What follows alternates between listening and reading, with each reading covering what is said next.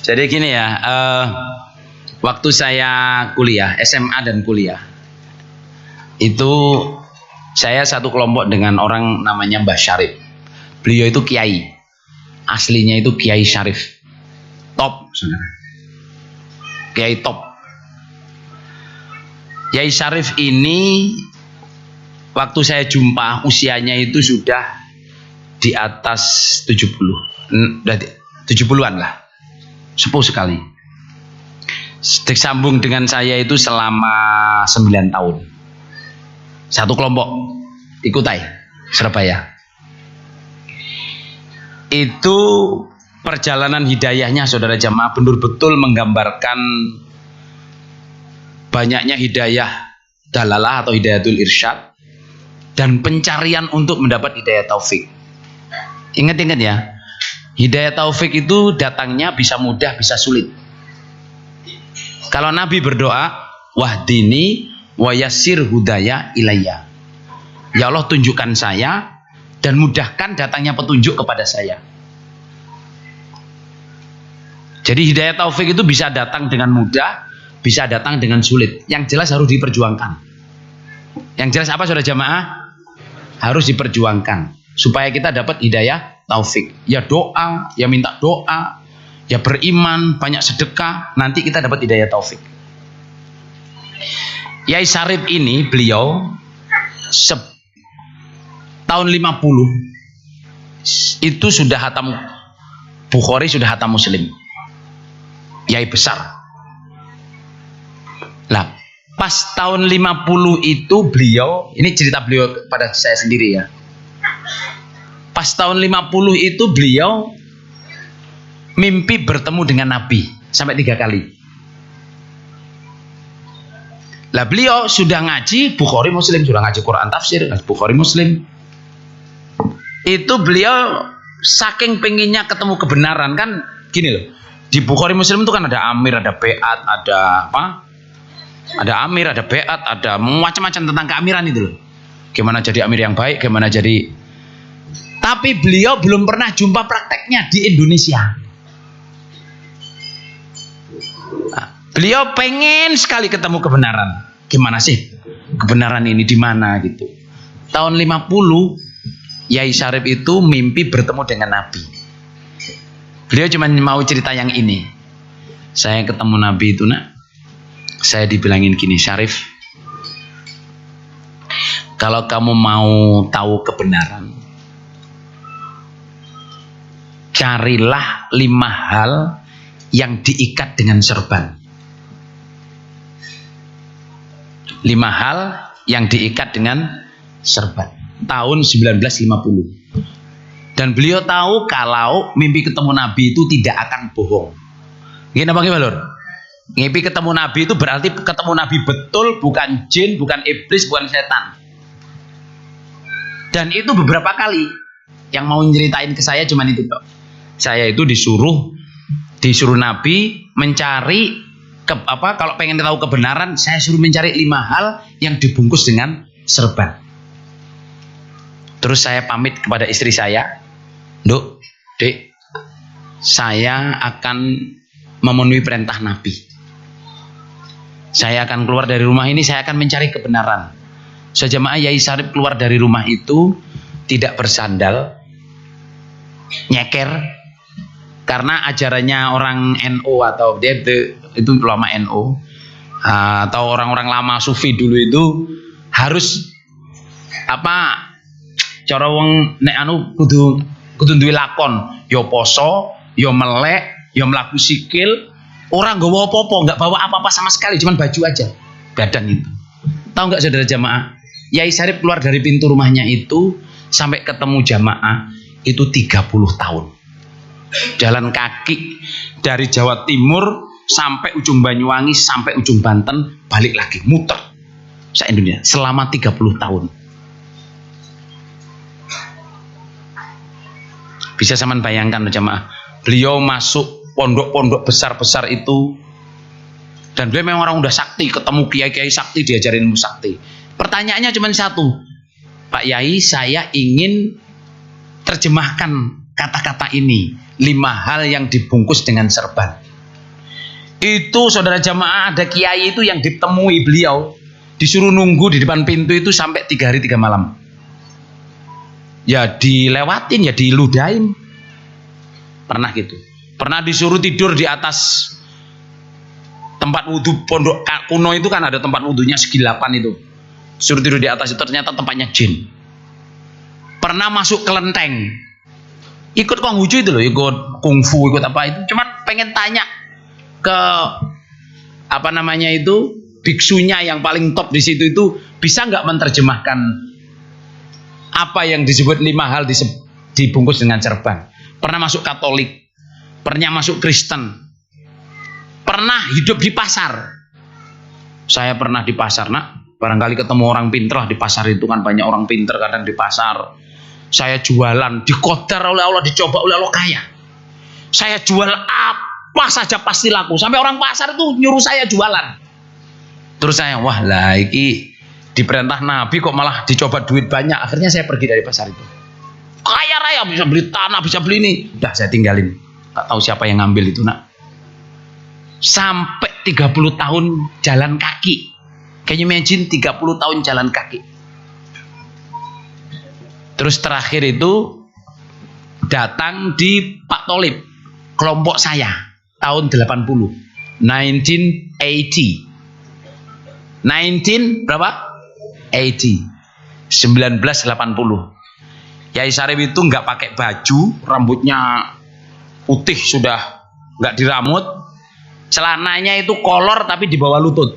Jadi celana kolor yang panjangnya di bawah lutut. Beliau itu kakinya sembujung begini di depan terasnya Pak Tholib. Lah, teras ini sebenarnya punya toko yang disewakan oleh Pak Tholib kepada orang, cuman tokonya sedang tutup.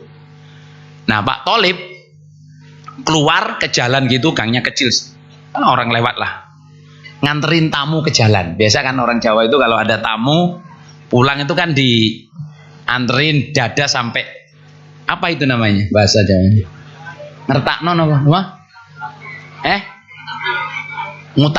Nguntapke. Menguntapke. Jadi beliau itu, Pak Tholib usianya ya 70-an itu saudara jamaah. Udah sepuh, udah 70 lebih lah. Insya Allah lebih, Pak Tholib 78-an insya Allah itu. Mas Sarip ya 70 berapa, udah tua sekali saudara. Terus Yai Sarip, Pak Tholib keluar itu lihat Yai Sarip. Lah Yai Sarip itu kiainya bapaknya Pak Tholib. Maksudnya zaman bapaknya Pak Tholib itu Yai Sarip itu sudah kiai, sudah diakoni oleh bapaknya Pak Tholib. Nah, terus keluar itu, loh, Yai Sarip, sampean Yai Sarip kan ini, Pak orang Jawa Timur saudara. Nah, terus Pak Yai Sarip itu ngelihat Pak Tholib itu gini, saya bukan Yai Sarip, kulo senes Yai Sarip, kulo niki Sarip Bambungan. Saya bukan Kiai Sarip, saya ini gelandangan Sarip. Lah Pak Tholib itu ya imam daerah saya, sudah jemaah, saya hafal betul. Orangnya itu gampang kasihan, gampang melas, tapi orangnya kasar, tapi gampang kasihan. Yai Sarip kok kayak ngene sama Nyai, sama nih gurune bapak kulo. Saman kok iso kayak ngene, goleki apa? Sampean tuh cari apa kok kayak begini ini loh. Apa aku melaku 30 tahun, saya udah jalan 30 tahun cari kebenaran, gak ketemu-temu. Wis ngene iki ae aku wis. Ya enggak sholat, ya enggak apa wis. Sudah 30 tahun mondok ke kiai-kiai, ke gereja, ke kelenteng, ke apa semua udah dimasukin. Sampai 30 tahun saudara. Bener-bener jalan kaki nyeker, nggak pernah pakai sandal. Untuk apa? Tirakat. Makan ya kalau dikasih orang makan, kalau nggak minta-minta. Ya lapar, ya puasa, ya jalan, ya nggak punya tempat tinggal. Akhirnya sama Pak Tholib itu diseret. Sini, masuk ke rumah saya. Sama nyari kebenaran di rumah saya, buat kebenaran. Ya manut, masuk. Dibukakan Bukhari, Kitabul Fitan, Kitabul Ahkam, dibukakan Muslim, Kitabul Imaroh, semua dibaca semua. Komentarnya tahu nggak? Saya sudah hatam ini 30 tahun yang lalu. Tahun 50, sekarang tahun 80. Saya itu ingin cari kebenaran, bukan ini prakteknya. Terus ngene Yai, sampean ten mriki, nggih, sampean ten mriki. Sampean senengane nopo? Rokok? Ya, mau rokok. Kopi? Ya, kopi. Jadi beliau itu ngajinya di sebelah sana, sebelah kanan masjid. Bukan, sebelah kiri masjid, karena di situ itu temboknya orang. Jadi beliau itu yang nggak mandi, yang nggak ganti baju, yang nggak pakai baju, duduknya di pintu gitu sambil rokokan gudang garam, kopi sama gudang garam yang kretek itu loh, yang nggak pakai filter. Saya ingat gudang garam merah itu. Dan Pak Tholib itu gunggungan, belinya nggak sak cepet gini nggak, tapi sak slop ini tak tungokno nih, ngerokok rungokno. Jadi di situ ya sambil rokokan, beluknya masuk saudara. Dengerin ngaji. Tiap hari ngaji terus beberapa bulan gitu, 3 bulan insya Allah. Beliau minta mandi. Pak Tholib, saya ingin mandi, saya boleh pinjam baju nggak? Wis sak lemari ku sampean pek kabeh. Enggak, saya cuma satu aja. Pak Tholib masalah. Insyaallah yang kenal Pak Tholib saudara jamaah ngerti apa yang saya omongin. Beliau itu orangnya masya Allah. Wis sak lemari sampean pek wis. Wis sampean pilih, gak usah nyilih, sampean karep sampean kono. Pinjem baju, sholat. Terus ditakoki, kenapa kamu sholat? Yai, kenapa sholat? Saya itu sudah dapat jawabnya, tapi tak pikir telungulan. Mikirnya telungulan, Rasulullah. Tapi ku wong pinter, mikirnya telungulan. Kenapa gimana, Lur? Biasanya wong gak patek pinter mikirnya cepet.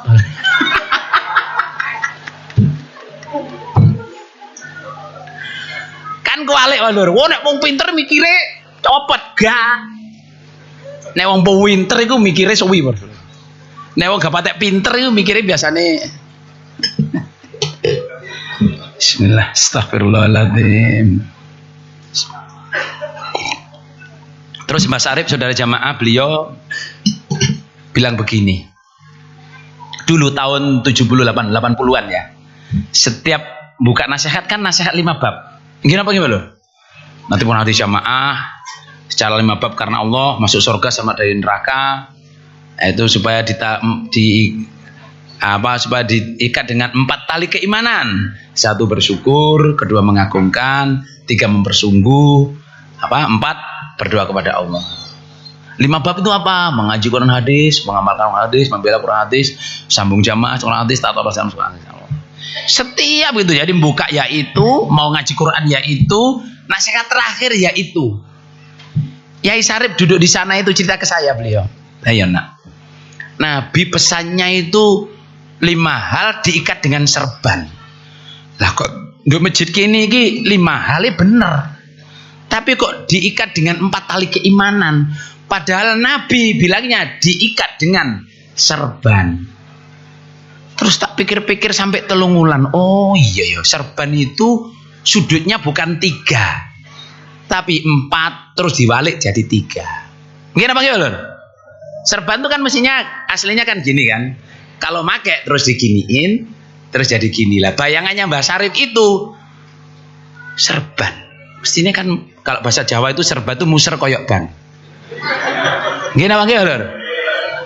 Serban. Kalau anak itu asali enak. Nah. Kalau mantu dieman-eman kon gawe putu. Nah. Wes gak tak terusno aku temen Lur. Nek bocah iku asale abu terus pecah, mulane dipanggil bocah. Oh, bocah ndi? Sing guyu iku berarti Jawa Balur, sing gak guyu gibas.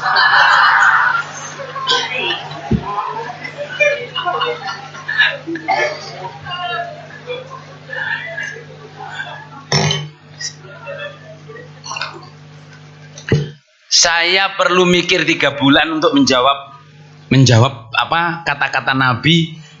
Nabi bilang diikat serban, tapi di masjid ini kok diikat dengan 4 tali keimanan.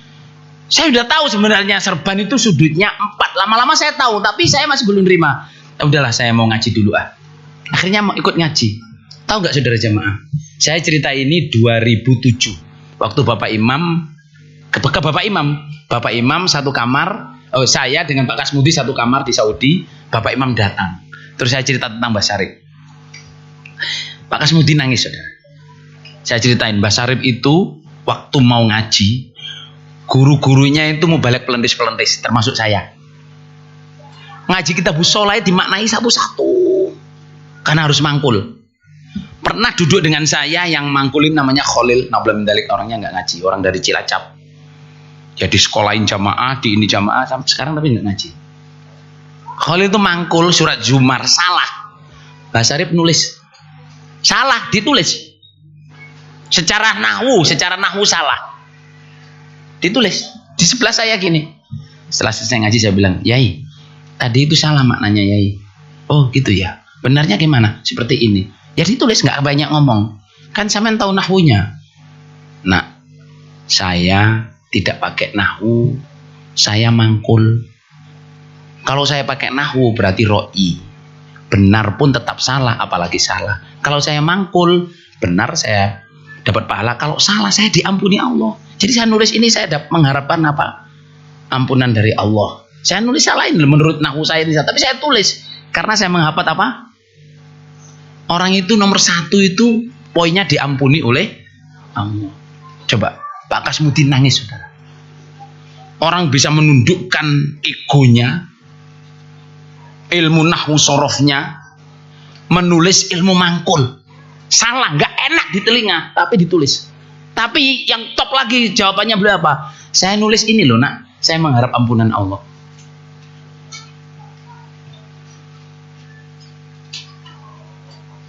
Wa in akhta'a ghafarallahu lah. Fa in asaba qabla man huwa an akhta'a ghafarallahu lah. Pak Kasmudi nangis. Bapak Imam langsung duding saya gini. Kamu ada orang kayak gitu, kok nggak kamu ceritain Pak Dohir? Kok nggak Pak ini? Saya dimen. Terus hanya ceritanya gini saudara. Setelah ngaji mangkul-mangkul itu, beliau dites oleh Pak Tholib. Karena beliau memang kiai top di Jawa Timur. Top tapi secara alam ini saudara, apa maksudnya itu alamnya orang-orang yai-yai sakti itu. Pak Tholib itu akhirnya, ayai kita ma'ruf katanya sama kan gurunya kayak itu. Pak Tholib pakai mobil hijet tahun 80 itu, tahu hijet saudara? Hijet itu loh sana. Apa itu? Suzuki apa? Oh Daihatsu. Hijet warnanya perak gitu, silver perak gitu. Saya pernah nyupir itu juga soalnya. Itu diajakin Pak Tholib itu mulai dari Surabaya sampai Banyuwangi. Pondok-pondok besar itu kalau didatengin Mbah Syarif, saudara jemaah, kiainya keluar itu kalau mau salaman nggak langsung salaman. Yai NU itu gitu. Kakinya ditekuk dulu ke bawah, baru tangannya Yai Syarif dipegang di situ. Habis itu Yai Syarif nasihat. Oh ya, jenenge nasihat om. Setelah itu beliau pulang. Tahu nggak jemaah? Beliau cerita ke saya. Lah iya, saya waktu itu sempat goyah nak. Kenapa? Saya dirasani orang-orang itu saya dengar. Kiai sama kiai yang sudah ilmu ini wong sakti balur nggih. Saman kalau nggak ngerti ilmu kesaktian nggak gaduh. Dulu tuh orang tanpa HP bisa ngomong dari Banten ke Banyuwangi, dari Surabaya ke Jakarta bisa ngomong. Lah Yai Syarif karena frekuensinya sama, dia tuh denger. Syarif dulu itu wali. Ketoke bambungan tapi wali. Saiki tambah gendeng melok jamaah. Lah itu ya yang pinter-pinter itu padha ngrasani lah, dia denger. Akhirnya terus goyah dia. Terus saya pulang nak, saya pulang ke Malang. Istrinya dosen Unbra. Berarti kan bukan orang main-main saudara. Istrinya itu dosen Unbra. Terus Yai Syarif pulang, saya pulang loh nak. Tahu-tahu saya lumpuh poh. Kencing di situ, BL di situ. Nah, istri saya bawa saya ke dokter, ke akupunktur, ke apa saja, nggak sembuh-sembuh. Saya nggak bisa ngapa-ngapain ya gini, tapi saya bisa sadar mata saya melek, tapi badan saya nggak bisa digerakin. Sampai 1 bulan itu ya tukang pijet, akupunktur, dokter, semua nggak bisa nak. Terus saya itu ngomong ke Allah, ya Allah, kenapa sih saya ini gitu? Salah saya apa? Terus baru lewat. Hati kecil saya itu ngomong, ya Allah, kalau saya pulang ini ke rumah ini saya lari dari kebenaran untuk dikasih tanda. Saya lumpuh itu, tapi saya lupa, hati saya ngomong gitu saya lupa. Karena mulut saya nggak ngomong, cuma hati kecil itu. Terus langsung, ya Allah, saya tobat. Beri saya sehat. Pas malam Jumat itu jemaah. Beri saya sehat. Beri saya bisa hidup lagi, saya bisa netepi agama lagi. Itu menjelang tengah malam itu, beliau itu tangannya bisa digerakin. Cita saya, kakinya bisa digerakin. Terus berangkang ke masjid. Ke toilet. Di rumahnya berangkang ke toilet, mandi junub. Tangannya gini terus ke toilet mandi junub. Setelah mandi junub selesai tuh, saya bisa berdiri. Loh, bisa berdiri. Terus saya pegang-pegang tembok, saya jalan kaki. Saya ganti baju, sholat subuh, habis subuh saya pamit istri. Duk, saya mau ke Surabaya, saya mau jumpa Haji Nur Hasan. Ibu istrinya nggak tahu. Siapa Haji Nur Hasan, siapa? Tapi suaminya dibiarin. Suaminya aneh, saudara. Banyak aneh walur gitu. Pelaku 30 tahun ya, Bos. Nah itu kan umur bojone 20 tahun, wayu sama 20 tahun. Sampai 50 tahun kan wis rodok wayu, Bos. Rodok wayu.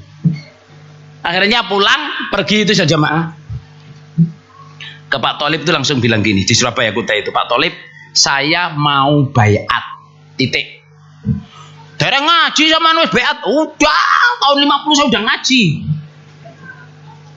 Nang kurang lengkap kita boladilah, pokoknya aku pengen bayat, titik.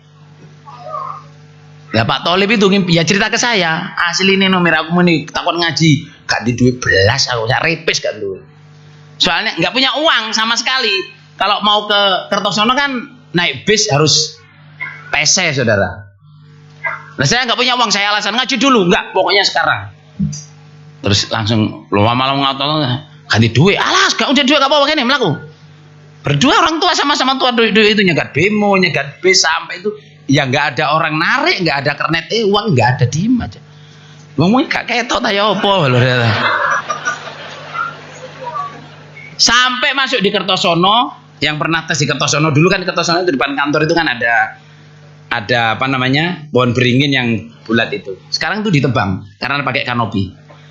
Ada pohon beringin itu, Pak Tholib monggo melebet kantor, masuk di ruang tamu.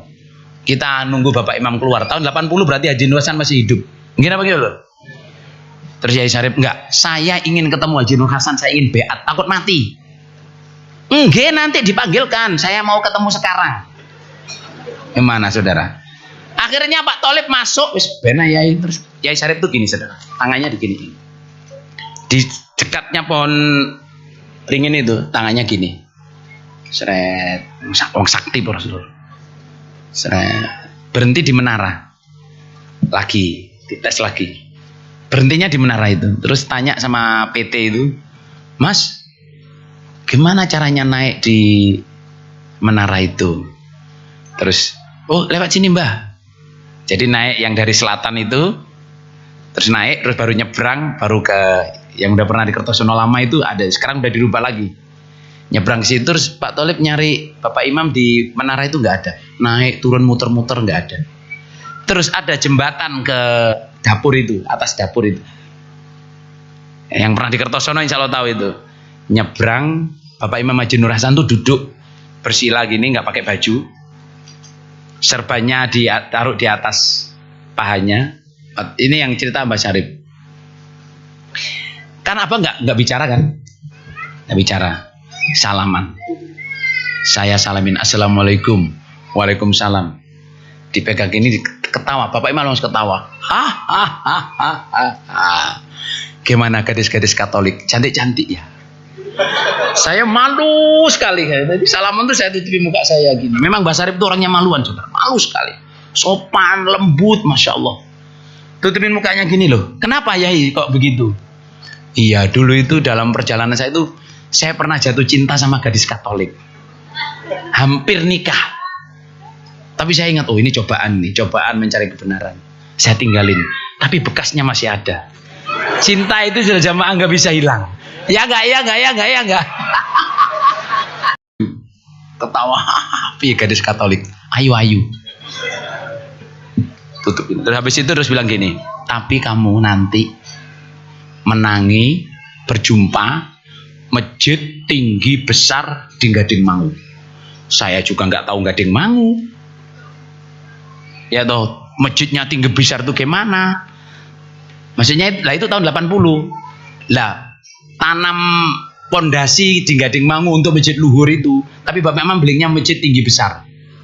Tahu-tahu namanya Masjid Luhur Nur Hasan. Itu Yai Sarip sudah tahu karena diberitahu Bapak Imam. Dan Bapak Imam, Mbak Sarip itu bilang gini, saya juga tahu kalau Bapak Imam nggak menangi. Dia itu cerita ke saya akan meninggal dunia cepat. Kamu yang bilang gini, kamu yang jumpa Masjid Luhur itu, tapi saya nggak jumpa. Tapi nggak mau nggak. Jadi beliau itu ingin cerita ke saya bahwa saya jumpa Masjid Luhur dan beliau nggak ketemu. Tapi saya diem aja. Soalnya hadisnya nggak boleh ngomong apa yang akan terjadi. Tapi saya tahu kalau Bapak Imam ini nggak bakal lama. Memang betul. Setelah Salaman itu 2 tahun meninggal dunia dan baru Masjid Luhur di pondasi. Karena Masjid Luhur itu ijtihadnya Haji Abdul Qadir Almarhum pertama jadi imam. Setelah itu jamaah dibilangin, kamu yang menangi Masjid Luhur. Habis itu tangannya dilepas. Dilepas itu tulang saya ini kayak nggak ada. Jadi saya itu jatuh brek itu kayak cuman daging doang.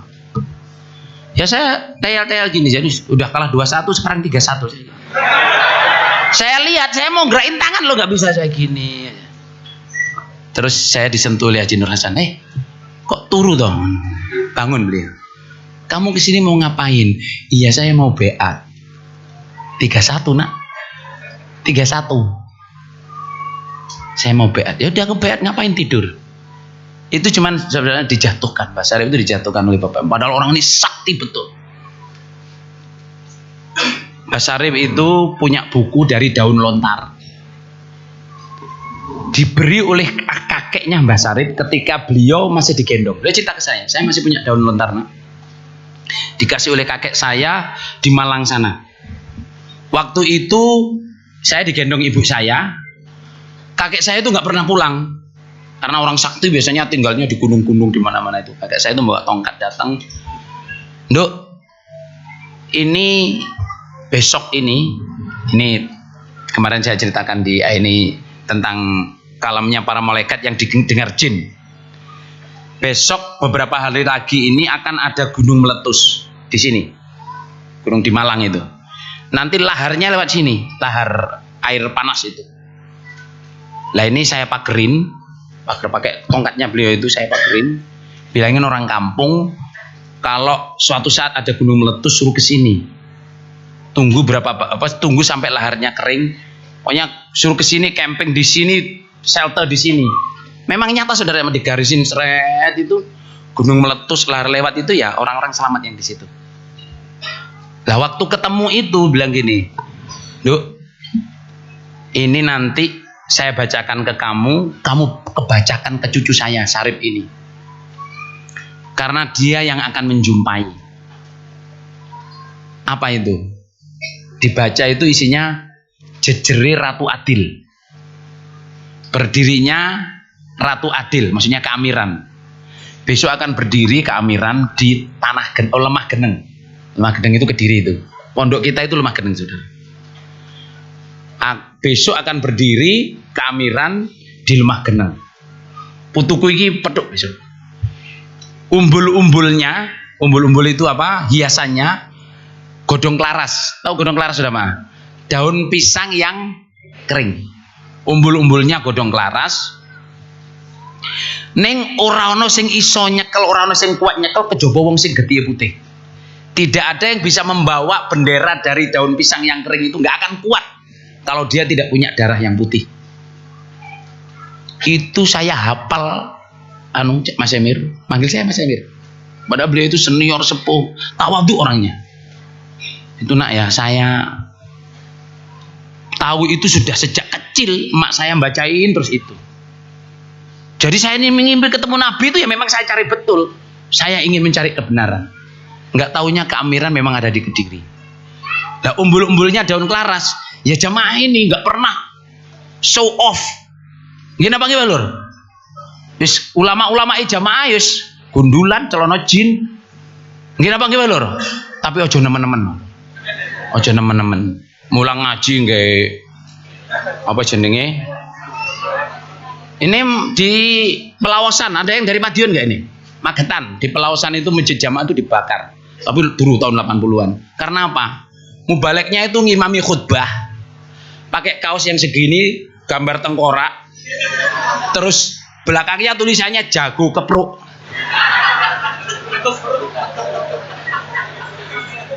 Ini serius kan, dulu kan gitu dulu. Terus sembarangan aja. Jadi ngimami khutbah gambarnya tengkorak enek selerengi ngono selerengi. Belakangnya jago kepruk. Padahal awake kurung ya. Masjidnya dibakar. Maksudnya gini ya, jamaah ini tidak pernah pamer. Wong pinter-pinter gak pernah pamer. Cuman nggak akan ada yang bisa betah di jamaah kalau nggak darahnya putih. Maknanya apa mbak? Setelah saya ngaji ini, nggak akan ada orang jamaah bisa tahan di jamaah kalau tidak murni hatinya. Kalau dia cuma mau bisnis jamaah, mau politiki jamaah, mau dapat duit di jamaah, pasti dia akan keluar. Yang bisa tahan di jamaah itu hanya orang yang ingin cari surga nak. Jos lur. Nggih napa nggih lur?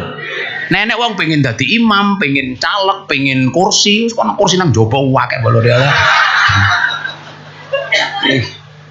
Pengen apa saja jamaah nggak bakal bisa tahan di jamaah. Tapi kalau niatnya ingin cari surga, dia akan tahan di jamaah. Karena apa? Di jamaah ini nggak pernah pamer.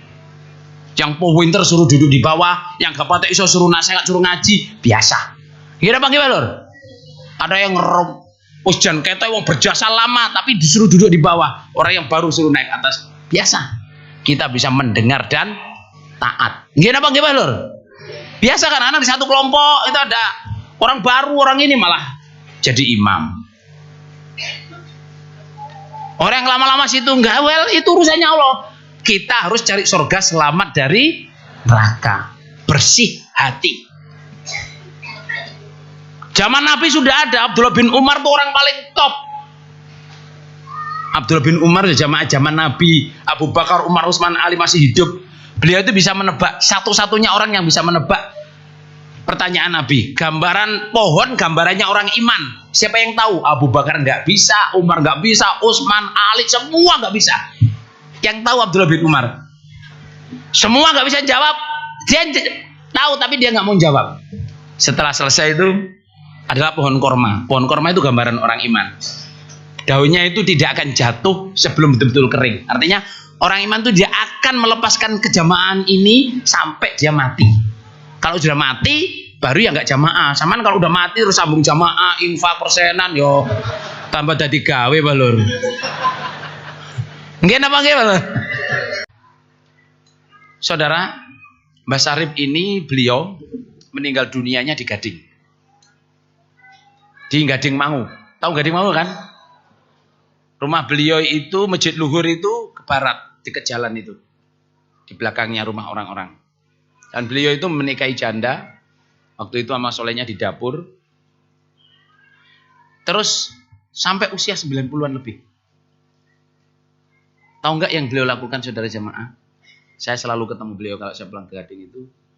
Beliau itu saking tuanya saudara, itu kalau ke masjid itu jalan berpegang pagar itu. Kalau ada yang dorong kadang didorong. Kalau nggak ada pernah jamaah jalan itu tangannya dikasih sandal berangkat ke masjid.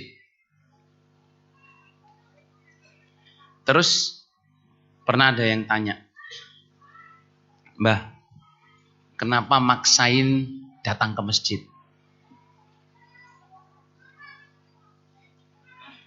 Kenapa maksain datang ke masjid, kan sudah sepuh, sudah kayak gitu. Siapa ini saya ceritain ke Cak Aziz ke Pak siapa? Kasmuti itu beliau menangis. Beliau jawab begini, nak, saya mendapat hidayah ini sulit nak. Saya jalan kaki 30 tahun. Terus Allah memberi hidayah kepada saya. saya sekarang jadi jamaah. Ada masjid jamaah, saya dengar azannya. Ada masjid jamaah, saya mendengar apa? Azannya. Saya akan mendatangi panggilan Allah untuk sholat. Meskipun merangkak, meskipun di jalan saya harus mati, tetap akan saya lakukan.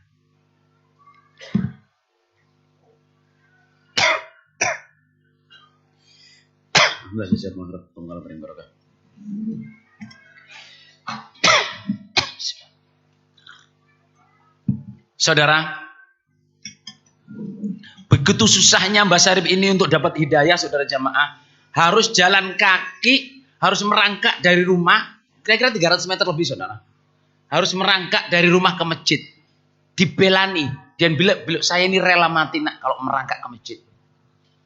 Karena apa? Saya untuk dapat hidayah ini jalan kaki 30 tahun. Terus sampean-sampean semua Indonesia, apalagi yang bertempat di komplek masjid ini. Dapat hidayahnya mudah. Ya jadi orang jamaah, ya dengar azan. Masjid segini gedenya kadang-kadang sholat itu cuman baris, sudah qomat baris belum penuh. Di mana rasa syukur kita? Apakah kita merasa aman kalau jadi jamaah ini akan jadi jamaah sampai mati tanpa perjuangan? No way.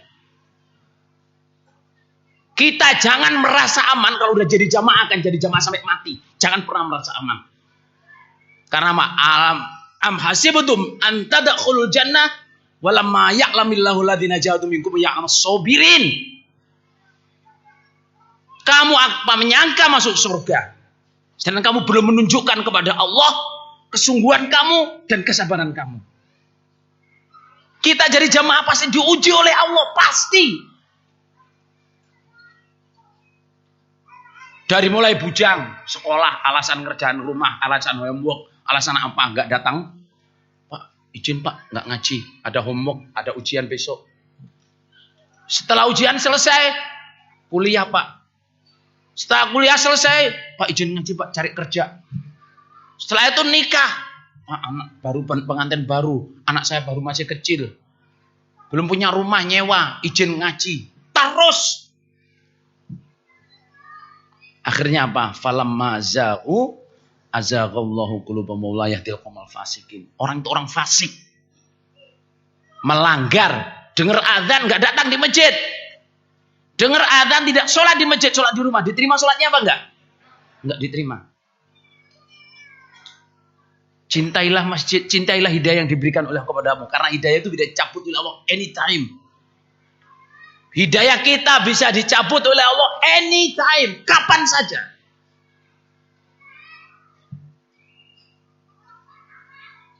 Syukur, tampakkan syukur kita kepada Allah. Kita dapat hidayah jadi jamaah. Jangan jamaah makin besar, makin banyak fasilitas, makin banyak lahannya.